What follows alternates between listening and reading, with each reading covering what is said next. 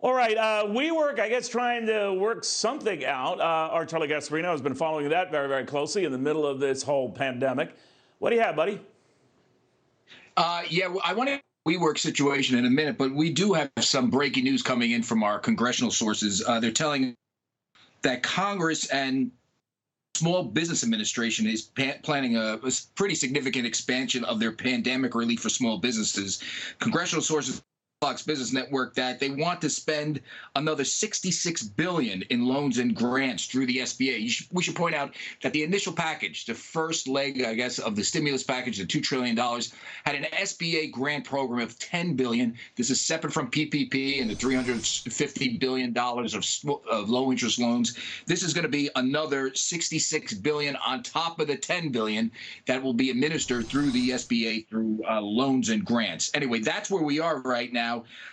We should also point out that Congress and the White House are still working through the next phase of disaster relief, which could add on to the PPP. So more money being thrown at the problem, maybe a good amount of money for small businesses. Getting back to we should point out that yesterday we reported, and we've been confirming it today, that WeWork is tweaking its business model. Very interesting. If you talk to anybody, any analyst, real estate on Wall Street out there, they would tell you if there was one company that was in danger of bankruptcy and maybe liquidation through this entire pandemic problem and how it's impacted the economy and how it's impacted the sort of workspace issues, people going to work and sharing space. And as you know, WeWork is an office sharing outlet.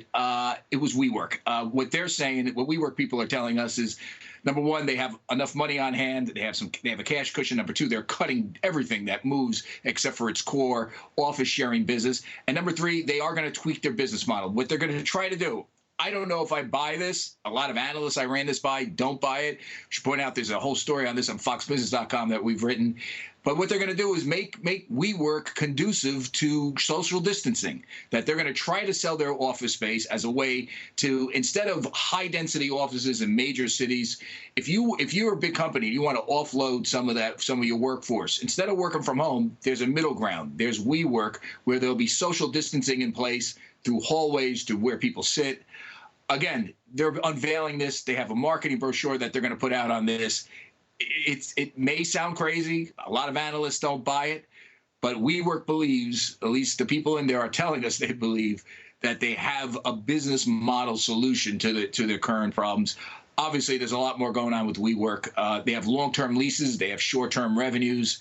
They're warring essentially with their owner, their largest investor, SoftBank.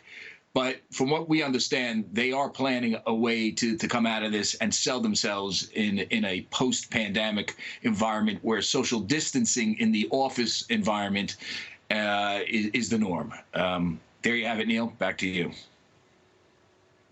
All right. Great reporting, my friend. Thank you very, very much. Charlie Gasparino.